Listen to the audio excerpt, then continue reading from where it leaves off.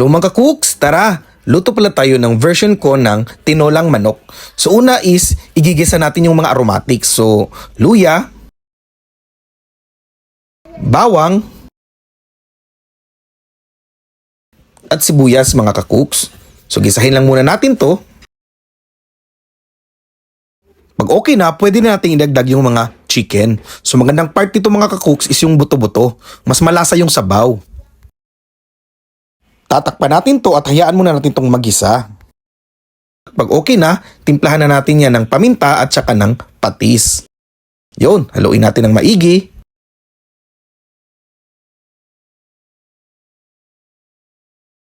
Tapos pwede nating idagdag yung ating sayote. Pwede naman mga ka-cooks hilaw na papaya.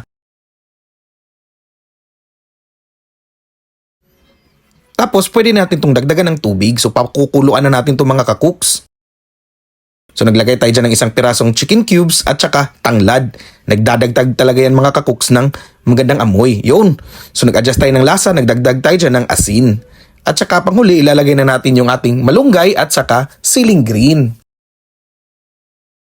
Luto na to mga ka-cooks. Tingnan nyo naman yan. Basic na basic lang. Ang sarap talaga nito. Yummy!